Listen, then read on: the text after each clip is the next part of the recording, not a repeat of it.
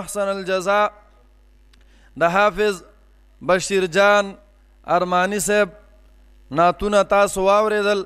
د هغوی د نعتخوانۍ نه وروستو زه د خطاب دپاره دعوت ورکوم زمونږ ګران او قدردان میلمه حضرت علامه مولانا فضل حق صاحب دامت برکاتهم العالیه چې هغوی راشي او ستاسو وړاندې خطاب وکړي. حضرت علامه مولانا فضل حق صاحب. الرجيم. بسم الله الرحمن الرحيم. حمدا كثيرا طيبا مباركا فيه كما ينبغي لوجهك الكريم وبسلطانك العظيم. أشهد أن لا إله إلا الله وأشهد أن محمدا عبده ورسوله أرسله بالحق شاهدا ومبشرا ونذيرا وداعيا إلى الله بإذنه وسراجا منيرا. صلى الله تعالى عليه وعلى آله وعلى أصحابه وبارك وسلم تسليما كثيرا كثيرا. أما بعد فأعوذ بالله من الشيطان الرجيم. بسم الله الرحمن الرحيم.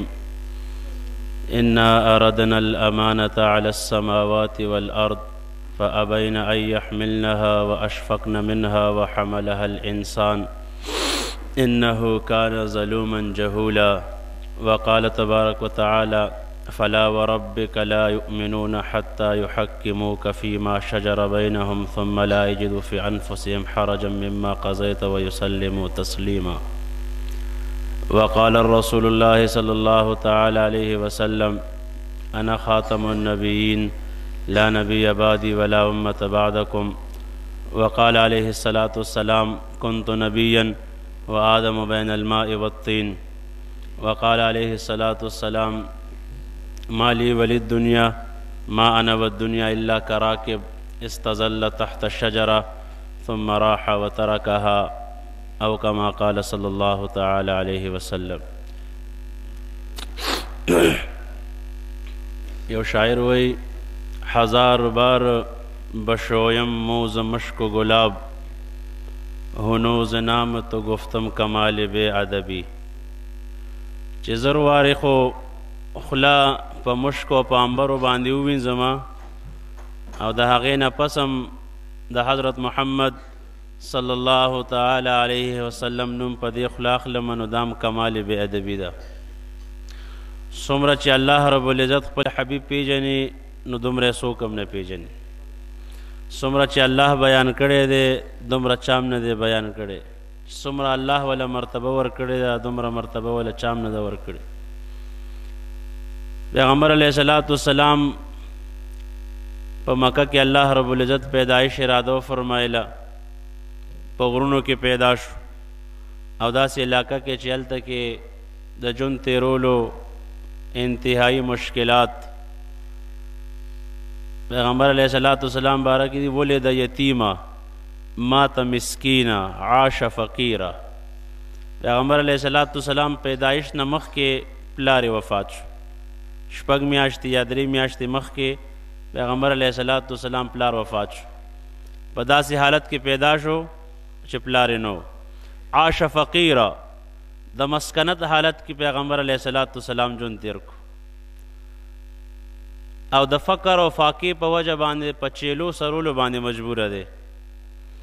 او پیغمبر علیہ السلام یو ځل په ناستي منځ کو یو صحابي راغو کعب رضی الله تعالی ته فرمایي یا رسول الله بأبي انت و امي ما لي اراک متغیر اللون. زما مور پلار دې په تاسو قرباني تاسو په ناستې باندې منځ کوئ.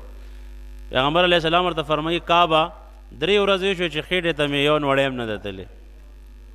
بیا ابو هريره رضی الله تعالی راغو یا رسول الله بأبي انت و امي زما مور پلار دې په تاسو قرباني تاسو په ناستې باندې موس کوئ. پیغمبر علیه السلام ورته فرمایي ابو هریره د لږې شدت کینولی هم ودرېدی نه شم. سلطنت یې څومره لوی پرواز یې څومره لوی قاب او قوسین مقام او مقام محمود او وسیله او عرش چې د چا قدمونه الله ورته فرمایي څومره بلند پرواز یې وشو. اوه اسمانونه چې کوم دی پارک هغې نه مخکې عالم ملکوت عالم لاهوت عالم ناسوت او سدرة المنتهى او د هغې نه مخکې سفر او د جبرائیل علیه السلام هم وروسته پاتې شو. د هغې نه مخکې سفر الله رب العزت سره هم کلام او 1000 د نور پردې الله رب العزت ورته خوا کې او دومره رانږدې کو حدیث کې راځي پیغمبر علیه السلام ته الله فرمایي یا حبیبي ادنو مني ای زما حبیبه لږ نور هم رانږدې شه مقام چېرته دی او رتبې څومره ده او د لوږې د لاسه چې کوم دی په ناسته باندې مونځ کوي په یو جوړه کې چې کوم دی عمر تیر کو او د خپل امت ذهن صفا کو چې مالداري عزت نه دی د الله اطاعت چې کوم دی عزت دی ملک مال عزت نه دی د فرماندارۍ باندې چې کوم دی ژوند تیرول دا چې کوم دی عزت دی د خپل امت ذهن صفا کو پیغمبر علیه السلام په داسې حالت کې پیدا شو او مور بیبي فرمایي چې کله پیدا شو پیدایش سره چې کوم دی کوټې ته یو د کوټې چت وشلیدو او ورځ چې کوم دی دننه راغی او هغې نه دې زما د سینې نه غیب شو او هغې نه آواز راغو طوفي بحي مشارق الارض ومغاربها لیعرفوا باسمه ونعته وصورته دا ماشوم مشرق او مغرب شمال او جنوب ته ورسوئ چې خلک دې وپېژني چې دا څوک دی د تمام پیغمبرانو چې کوم دی یو صفت د تمام پیغمبرانو اخلاق کې چې کوم دی وله غوته ورکړي عاش فقیره مات مسکینه په داسې حالت کې پیغمبر علیه السلام ته دنیا نه پرده فرمایلې ده چې اما عایشه فرمایي چې زموږ په کور کې تیل هم نو تیل هم د ګاونډي د کور نه راخیستو په ډیوه کې مچولو او الله ورته فرمایي چې ای زما حبیبه دا غرونه د سونې چاندې به تا سره ګرځي چې چرته کې م ځې تا سره به ځي یو عتبه له ورکه یو شیبه له ورکه ابو جهل له ورکه چې چاله ورکې ورکوه کستا قبولی او منظوری پیغمبر علیه السلام فرمایي یا رسول الله زما غلامه و د نبوت پکار دی زما بادشاهت و د نبوت نه پکار زما امت په کله ټول چې کوم دی هغه به مالدار یو ټول به چې کوم دی سردارانی نو یا الله زما د غلامه و د نبوت پکار چې پیغمبر علیه السلام پیدا شو د یو سمندر کبانو بل سمندر کبانو ته خوشخبری ورکړه چې د الله حبیب دنیا ته راغی د آتش ګدا په ایران کې چې کوم دی د هغې اور په زرګونو کاله نه چې کوم دی بلیدو خلکو به ورته عبادتونه کول چې پیغمبر علیه السلام پیدا شو هغه اور اټومیټک چې کوم دی مړ شو د کیسر کسرا او د روم او د فارس چې کوم بادشاهانو د هغې په دغه کې چې کوم دی په برجونو کې دراړې راغې پکې چې کوم دی شګافونه او پکې چندینه چې کوم دی راغه او وخوځېد د خپل ځای نه چې نن دنیا کې جنات چې کوم دی په هغې باندې یو زبردست اثر طاري شو چې موږ ولې په اسمان باندې بند شو وګورئ ټول جنات چې کوم دی په دنیا کې خوارک چې په دنیا کې څه داسې تغیر او تبدل چې کوم دی راغلی دی چې موږ د اسمان د خطو نه بند کړلی شو چې هغه تحقیق وکړو پیغمبر علیه السلام یو ځای کې چې کوم دی کلام فرمایل او هغې چې اورېدو سورې جن کې پوره تفصیل دی واقعي پیغمبر علیه السلام راتلو سره الله رب العزت برکتونه الله رب العزت چې کوم دی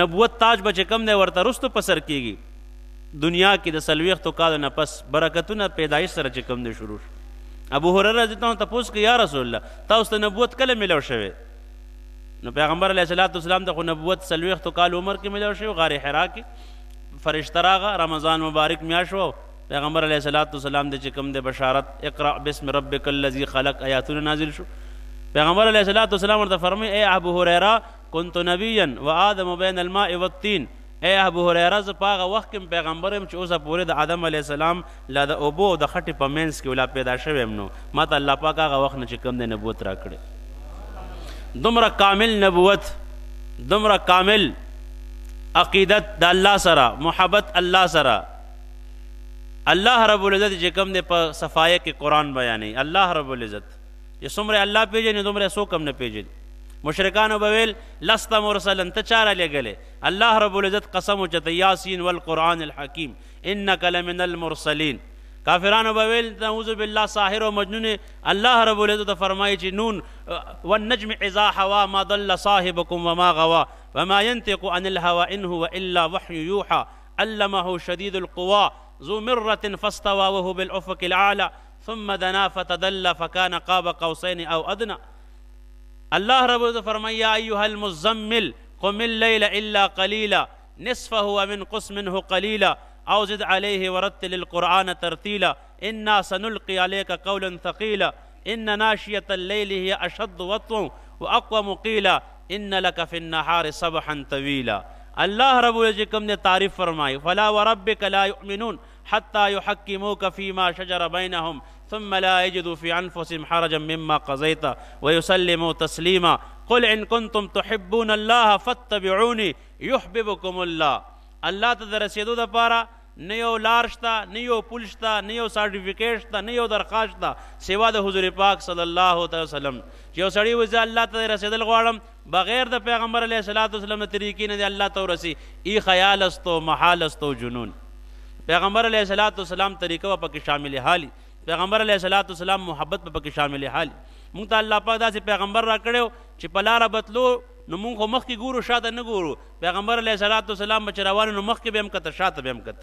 داسې کامل نظر له الله ورکړی چې په مصلی باندې به ولاړو، د لوح محفوظ تحریر به چې کوم دی پړاو، د سدرة المنتهی هم چې کوم دی بره، او د عالم ملکوت د الله د عرش لاندې چې کوم دی لوح محفوظ دی، او هغه به چې کوم دی په مصلی باندې به ولاړو، هغه به چې کوم دی پړاو.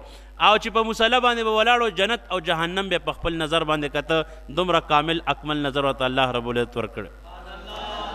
یو کس چې ابو جهل لاس کې کاڼي راوړو، یا محمد، پیغمبر خو یې نه منو دو، داسې خو نه چې یا رسول الله جګړې په دې وجه دا د الله رسول نعوذ بالله نه دی. ته ما ته وایې زما په دې لاس کې څه دي کاڼي ورسره وو، چې څو پورې زما دا نه وی چې زما په دې لاس کې څه دي نو زه چې کوم دی ستا پیغمبر نه منم. پیغمبر علیه السلام ورته وفرمیل چې زه ووایم ستا په لاس کې څه دي که نه دا ستا په لاس کې چې څه دي په خپله ووایي چې مونږ څه یو. پیغمبر علیه السلام وایي چې یاره دا زما لاس کې څه دي دا یې په خپله ووایي. نو کاڼو چې کوم دی د پیغمبر علیه السلام د نبوت او د دغه چې کوم دی ګواهي ورک کاڼو. داسې الله رب العزت چې کوم دی مونږ او تاسو ته حبیب را کړی. یو کسو مړ ځناور یې راوړو، غاره وه، او هغه چې کوم د پیغمبر علیه السلام په مخ کې گزار کړ چې څو پورې دې مړ ځناور ګواهي نه ورکړه چې ته د الله رسول زه تا نه منم. پیغمبر علیه السلام ورته وفرمیل چې رښتیا وي. او پیغمبر علیه السلام هغه ځناور ته چې کوم دی آواز وکړو یا ضب، هغه چې کوم دی سر روچت کو او څه وایي لبیک و سعدیک یا رسول الله، یا رسول الله زه ستا د اطاعت دپاره نن هم تیار، سبا هم تیار، در مرګه پورې ستا اطاعت دپاره تیار. څه وایي پیغمبر علیه السلام ورته فرمایي د چا بندګي کې؟ نو هغه مړ ځناور چې کوم را ژوندی شوی د پیغمبر علیه السلام په آواز سره، نو هغه ورته وایي چې فی السماء عرشه، فی الارض سلطانه، فی الجنة رحمته، فی النار عقابه. زه د هغه چا عبادت کوم چې د چا سلطنت چې کوم دی، د چا عرش په اسمانونو کې دی، په ځمکه باندې هغه چې کوم دی سلطنت دی او د هغه بادشاهت دی، او د هغه رحمت چې کوم دی په جنت کې دی او جهنم کې چې کوم د هغه عذاب دی. بیا ورته پیغمبر علیه السلام ورته فرمایي زما باره کې څه وی، زه څوک یم؟ نو هغه ورته د پیغمبر علیه السلام باره کې ګواهي وکړه چې انک رسول الله صلی الله علیه وسلم، ته د الله رسول یې. دا مړ ځناور د پیغمبر علیه السلام باره کې ګواهیان. داسې حبیب الله پاک مونږ او تاسو ته راکړی. نبی علیه السلام چې کله مسجد نبوي کې ممبر نو جوړ شوی، نو پیغمبر علیه السلام به یو ونې ته چې کوم دی د کجورو یو ونه و هغې ته به یې ډډه والې و هغې ته به ناستو، صحابه هم ورسره ناستو. چې کله مسجد نبوي کې ممبر جوړ شو، پیغمبر علیه السلام ممبر له تشریف فرما شو. نو حدیث کې راځي چې هغه د کجورې بیجانه تنه چې کوم دی پیغمبر علیه السلام پسې په ژړا شو، او داسې وژړل حن حنین العشار، لکه څنګه چې د لسو میاشتو بلار به اوښه چغې ویي، داسې وژړل. پیغمبر علیه السلام واپس راغو او هغې سره چې کوم دی غاړه میلې وکړه او ورته یې وفرمایل زه تا نه جدا کېږم، خو یو سودا در سره کوم چې ته به د جنت ونه جوړېږي او جنتیان به ستا میوې خوري. بیا ورته پیغمبر علیه السلام وفرمایل صحابو ته والذي نفسي بیده، زما د پاغه ذات قسم چې چا چې زه برحق پیغمبر را لېږلی یم، که چېرته زه دې ونې له او دې خشکې تنې له واپس نه وی راغلی، دې به د قیامته پورې زما په فراق او په جدایۍ باندې جړل. حسن بصیر رحمت الله علیه به چې کله دا حدیث بیانو هغه به په چغو چغو باندې جړل چې د کم ذات په جدایۍ باندې د کجورو یو بیجانه تنه یو 100 فوټه جدایي وه، هغه په جړا شوه. نن د هغه امت د هغه په جدایۍ باندې ونه جاړي، نو دا انسانان دي که د خشک لرګي نه هم زیات خشک لرګي دي. پیغمبر علیه السلام تعلیمات، پیغمبر علیه السلام اخلاق، پیغمبر علیه السلام صبر، پیغمبر علیه السلام شکر، دا زمونږ او ستاسو دپاره تعلیمات دي. دومره سینه کې غټ زړه چې لفظ صبر هم چې کوم دی وړوکی شي، سمندر هم چې کوم دی د هغه دپاره وړوکی شي، غرونه هم چې کوم دی د هغه دپاره وړوکی چې د پیغام زمونږ د حبیب پړه کې څومره د صبر سمندر چې کوم دی بهېدو. اما عایشه رضی الله عنها باندې تهمت ولګېدو، پیغمبر علیه السلام واقعه لویه واقعه ده پیغمبر علیه الصلاۃ والسلام صحابو نه تپوس وکړو. علي رضی الله تعالی عنه راغوته چې یار دا دې واقعې باره کې ته څه وې؟ هغه ورته یا رسول الله دا خو د کور د خادمې نه تپوس په کولی شي، هغې ته پته ده. پیغمبر علیه السلام بریره راغوښته. بریره رضی الله تعالی عنه د پیغمبر علیه السلام د عایشې رضی الله عنها چې کوم دی خادمه وه. پیغمبر علیه السلام ورته فرمایي بریره زه څوک یم؟ د الله رسول څه تپوس د نه کوم رښتیا رښتیا به راته وې. عایشې باره کې ته څه وې؟ عایشه څنګه ښځه ده زنانه ده؟ یا رسول الله ما په عایشې رضی الله عنها کې سوا د خیر نه هېڅ هم نه دي لیدلي، ټول خیر خیر دی. اسامه رضی الله عنه تپوس وکړو چې عایشې رضی الله عنها باره کې څه وې؟ یا رسول الله دا نکاح ستاسو چا تړلې وه؟ الله تړلې وه، په اسمان کې تړلې ده. تاسو ته الله پاک داسې زنانه سره نکاح کولی شي چې هغې نه داسې قسمه کمزوري هم کیدی شي؟ خپل خاوند د خپل بیبي باره کې داسې تپوس مونږ او تاسو خو که چېرته خپل زنانه د پردي کس سره په ور کې مولیده یا د شک په بنا باندې چې کوم دی بیا مونږ پانسۍ ته خېجو. دلته کې پیغمبر علیه الصلاۃ والسلام په کم صبر سره او په کم استقامت سره او په کمې سینې سره د خپل بیبي باره کې چې کوم دی د خلکو نه تپوس کوي. عایشې رضی الله عنها باره کې څه وایي؟ عایشې رضی الله عنها ته پته هم نشته چې په ما باندې تهمت لګېدلی دی، ما باندې دا خبرې چې کوم دی روانې دي. هغه چې کله کور ته راغه او کور کې چې کوم دی ام مستح رضی الله تعالی عنها یو صحابي د هغه مور چې کوم دی ورته وویل چې ولې تا ته پته نشته چې په تا باندې تهمت لګېدلی دی؟ نو عایشه رضی الله عنها فرمایي چې ما باندې ځمکه اسمان چې کوم دی تو شو چې ما ته څه پته ده چې د څه شي تهمت، کومه خبره تهمت؟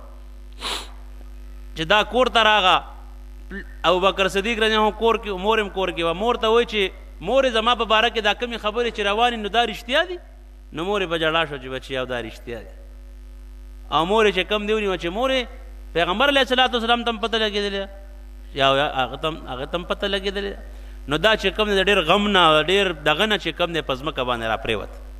دا زمونږ او ستاسو مور ده، د کائنات مور ده، او هغه چې کوم دی په ځمکه را پرېوته. په دې کې ابوبکر صدیق رضی الله عنه چې کوم دی راغو یو میاشت د دې تهمت شوې ده. ابوبکر صدیق رضی الله عنه پیغمبر علیه السلام ته هم داسې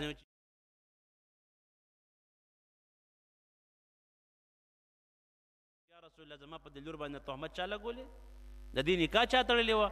دا دومره لویه هستي او هغې باندې چې کوم دی تهمت چا ته هم غږ نه دی کړی. جومات ته به راتلو ابوبکر صدیق پیغمبر علیه الصلاۃ والسلام سره ملاوېدو تپوس یې ته نه دی کړی چې یا رسول الله دا ولې؟ دلته کې ابوبکر صدیق لږ غوندې داسې بې حوصلې غوند چې دا څنګه را پرېوته دا لورې او دا په ژړا شوه.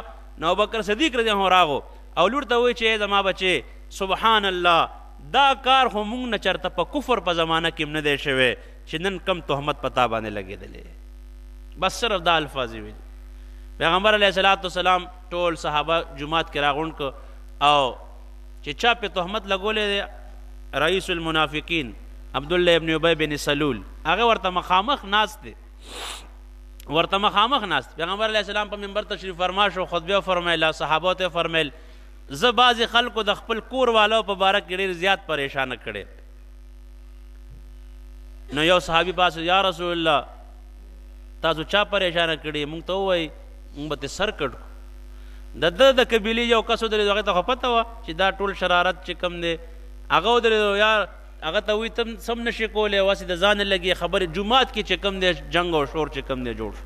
پیغمبر علیه الصلاۃ والسلام منبر نه لاندې راکوش او دی یې چې کوم دی بیل که او پیغمبر علیه السلام ته فرمایي زما په موجودګۍ کې چې کوم دی تاسو یو بل پسې تېرې روباس او ټولې چې کوم دی ساړه کو. بیا پیغمبر علیه السلام کور ته تشریف یوړو او خپل بیبي سره چې کوم دی عایشې رضی الله عنها سره کېناستو او ورته فرمیل ای عایشه اوس خپل خاوند د خپل ښځې نه تپوس کوي او د قیامته پورې زمونږ او ستاسو دپاره یو پیغام راکوي چې ګوره د شک په بنا باندې بغیر تحقیقه بغیر ستا سره دلیله یو کار به هم چې کوم دی نه کړي. عایشې ته فرمایي چې عایشه که تا نه دا کمزوري شوي نو توبه وباسه الله به تا معاف کړي. نو مور ته وایي چې عایشه ته مور ته اشاره وکړه چې امي ته وله چې کوم دی جواب ورکړه چې دا کار ما کړی دی. هغه هم خاموش. پلار ته وایي چې بابا جانه ته ورته ووایه چې دا کار ما کړی دی، هم خاموش. نو عایشه رضی الله عنها پیغمبر علیه السلام ته فرمایي چې یا رسول الله که زه ووایم چې او دا کمزوري ما نه شوې ده او ما کړې نه ده او زه په ځان باندې ووایم چې او ما کړې ده نو خامخا به چې کوم دی په ځان باندې تهمت په خپله ولګوم او که زه رښتیا ویم نو تاسو به ونه منئ. نو زه به دا څه ویم لکه څنګه چې د یوسف علیه السلام پلار ویلو انما اشکو بثی و حزنی الی الله. زه خپل غم او درد او پریشانی چې کوم دی الله ته بیانوم بس. او دا چې کوم دی خاموشتیا شو. او دې لږ ساعت پس چې کوم دی پیغمبر علیه الصلاۃ والسلام باندې وحی نزول شروع او په هغې کې د عایشې رضی الله عنها چې کوم دی براعت او د هغې صفایان او د منافقانو ټول شرارتونه چې کوم دی دا منافق چې کله بیا مړ شو نو پیغمبر علیه الصلاۃ والسلام په باره کې د مخکې چې کوم دی ډېر ګستاخانه الفاظ ویلي چې نعوذ بالله پیغمبر علیه السلام داسې دی او موږ چې کوم دی عزتمند یو او موږ به چې کوم دی دې مدینې ته نه پرېږدو. زوی ته یې پته ولګېده. زوی چې کله ورته پته ولګېدي په یو سفر کې و چې کله واپس راتله زوی چې کوم دی د خپل پلار د ګروان نه رونیو او ورته ویل چې ای پلار در څو پورې دی دا نی ویلي په دې خپله ژبه چې پیغمبر علیه الصلاۃ والسلام عزتمند دی او زه ذلیل یم نو مدینې ته دې پرېږدمه نه مدینې ته به نه داخلېږي. او هغه الفاظ یې په خپله وویل پلار یې وویل چې زه ذلیل یم او پیغمبر علیه الصلاۃ والسلام چې کوم دی عزتمند دی نو بیا چې کوم دی پرېښودو مدینې ته داخلېدو دپاره. او چې کله دې مړ شو پیغمبر علیه الصلاۃ والسلام ته زوی راغو یا رسول الله پلار مې مړ شو. ورته ویل چې خخوی ما زه درځم زه بیا جنازه کو. خپل کمیس چې کوم دی وله ورکو خپل کمیس. موږ ته خو چې څوک یو کنځلو کي بس بیا مو سره تیږې ایښي. دلته پیغمبر یو جهاد موقع کې دې منافق په سوونو کسان د جهاد د میدان نه چې کوم دی را واپس او په عایشه رضی الله عنها باندې تهمت ولګو. دغه رنګ چې کوم دی د بنو نذیر سره چې کوم دی دې میلاو شوی بلا واقعات دي د شر او د فساد. پیغمبر علیه الصلاۃ والسلام صبر صبر صبر. چې کله مړ شو پیغمبر علیه السلام زوی له خپله کورته ورکړه چې دا لباس ورته واچو دا کمیس او زه درځمه زه بیا جنازه چې کوم دی کوم.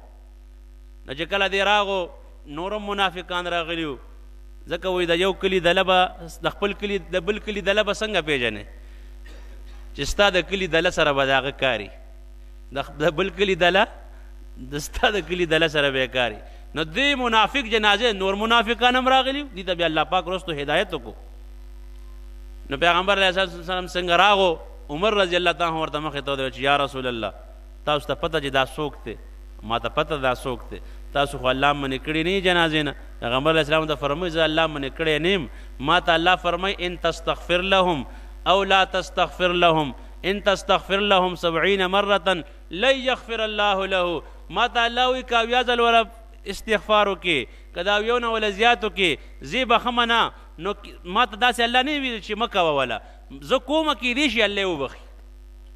دا اخلاق دي دا اخلاق. سیرت د پیغمبر علیه الصلاۃ والسلام جن او د پیغمبر علیه السلام اخلاق د دې ورځې نه موږ ته چې کوم دی دا سبق ملاویږي. دا نه چې به صرف په 12 ربیع الاول باندې چې کوم دی مجلس ګرم وي او بیا چې کوم دی بهر وځو او به سر ځان نه چې کوم دی وڅنډو بیا چې کوم دی ګیره مول ټخریو او بیا چې کوم دی د غیر مذهب تمدن او تهذیب هم چې کوم دی اپناو او نم اخلاق دغه پشان نم کردار دغه پشان بس په دې غوږې وورو او په دې بل غوږې چې کوم دی بس د ربیع اول د محرم د دې دا مطلب نه چې صرف دا یو ورځ ده او دې نه پس بیا چې کوم دی الله الله خیر صلی په دې نیت باندې دې مجالسو ته راځو چې خپل ژوند د بدلولو فیصلې وکړو. پیغمبر علیه الصلاۃ والسلام څومره د صبر غرو د صبر سمندرو. نو چې کله پیغمبر علیه الصلاۃ والسلام مخکې شو او جنازې وکړه او دا عمل نور منافقان هم چوکتو چې اوهو د الله پیغمبر دومره لوی صبر والا دومره لوی اخلاق والا د ورسره څه کړي او پیغمبر علیه الصلاۃ والسلام ورسره څوک 100 منافقانو چې کوم دی صحیح کلمه وویله مسلمانان شو. دا د پیغمبر علیه الصلاۃ والسلام اخلاق. نو الله دې وکړي چې دا اخلاق زمونږ او ستاسو هم جوړ شي. نو پیغمبر علیه الصلاۃ والسلام په ژوند کې نمایش یې چې کوم هغه اخلاق ځکه الله پاک په اخلاقو باندې قسم خوړلی نون والقلم وما یسطرون ما انت بنعمت ربک بمجنون وان لك لعجرا غیر ممنون وانک لعلى خلق عظیم. زما دا حبیب ډیر اوچت اخلاق والا او پیغمبر علیه السلام ته الله فرمایي لو كنت فظا غلیظ القلب لانفضوا من حولک. ای زما حبیبه که ته سخت وې نو ستا د ملګرو به چې کوم دی ته پرېښی وې. نو پیغمبر علیه السلام کې نرمي محبت او هغه رانږدې کول. یو کس راغو په جومات کې چې کوم دی متیازې شروع کړي په جومات کې. نو پیغمبر صحابو که ته پیغمبر فرمایي چې پرېږئ چې دې خپل ضرورت وکړي او د هغې نه پس ورته پیغمبر علیه السلام چې کوم دی ترغیب ورکړو چې ګوره دا زموږ عبادت خانه ده موږ دلته د الله عبادت کوو. ډېر نرمۍ سره یې ورته چې کوم دی خبرې وکړي. دا کس چې کوم دی لاړو خپل قوم ته او خپل قوم ته څه وایي زه داسې خلکو نه راغم ما شتمني ما غضبني ما قهرني زه نه چې کوم دی ملامته کم، نه چې کوم دی وټوکلم، نه چې کوم دی راته خبرې وکړي. الان کې ما کار ډېر انتهایی د هغې د دین او د هغې د شریعت خلاف کړ. خو زه چې کوم دی ما ته خبرې وکړي، نه راته چې کوم دی زورونه راک. داسې اخلاقو د پیغمبر علیه الصلاة والسلام.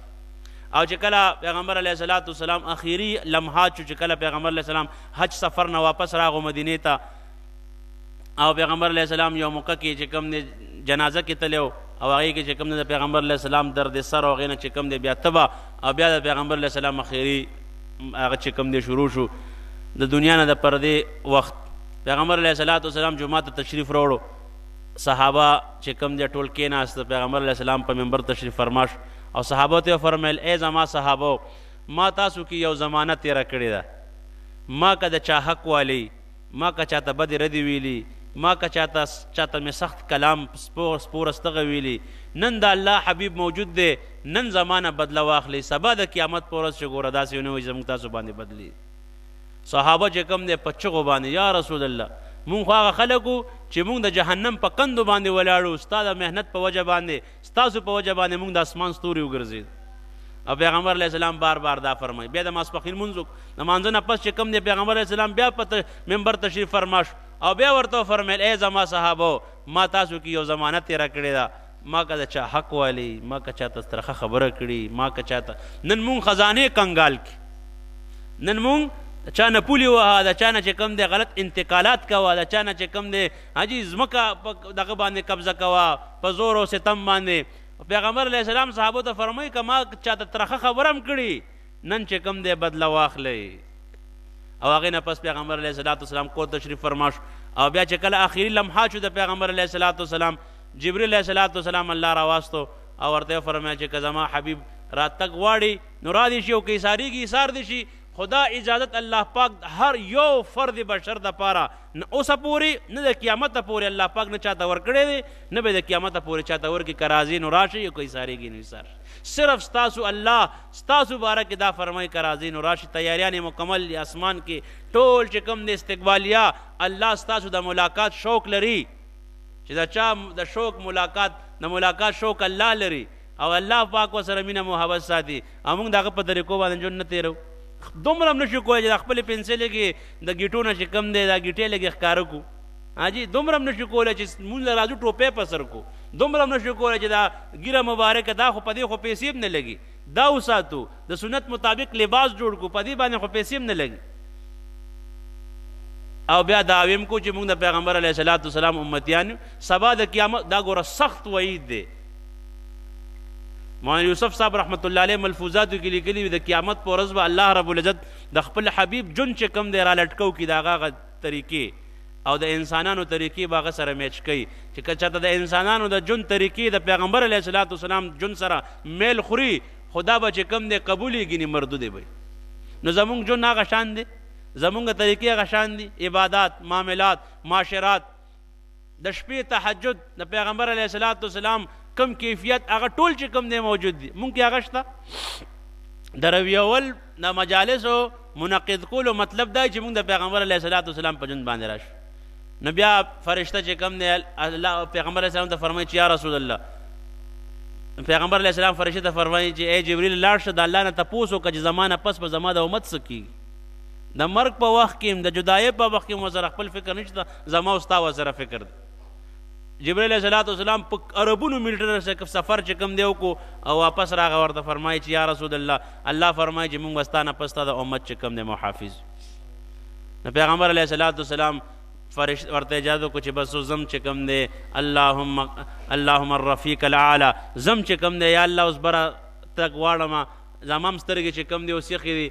نو بیا د هغې نه پس چې کله ملک الموت فرشته هغه بهر ولاړه و، هغه چې کله رانوته نو پیغمبر علیه الصلاة والسلام اخري چې کوم الفاظو په ژبه باندې الصلاة وما ملکت ایمانکم، ای زما امته خپل ماتحتو سره ښه سلوک، ښځه خاوند سره ښه سلوک، استاد شاګرد سره ښه سلوک، مالک چې کوم دی نوکر سره ښه سلوک، او دغه رنګ ګاونډیانو سره متعلق ښه سلوک، او مونځ مه پرېږدئ.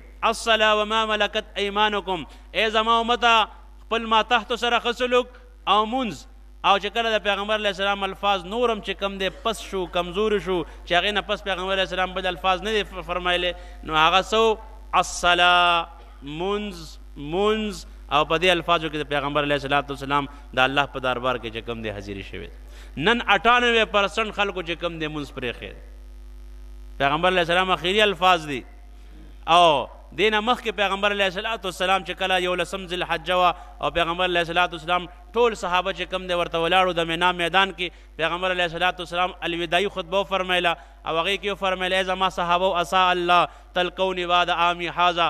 دې نه پس په تاسو چې کوم دی ما بیا نه وینئ، دې نه پس په ما بیا نه وینئ. اذا جاء نصر الله دا صورت نازل شو. اليوم اکملت لکم دینکم واتممت علیکم نعمتي ورضیت لکم الاسلام دینا. نن چې کوم دی دین مکمل شو. نو پیغمبر علیہ الصلوۃ والسلام صحابو ته فرمیل الا فلیبلغ الشاهد الغائب.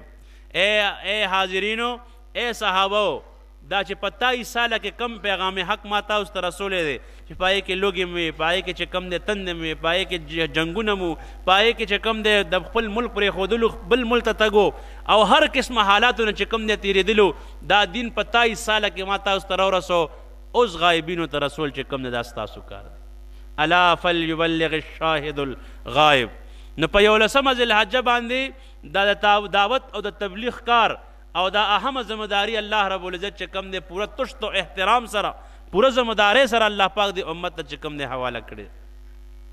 نو زما محترمو بیا صحابو د پیغمبر علیہ الصلوۃ والسلام هغه محنت واخیستو.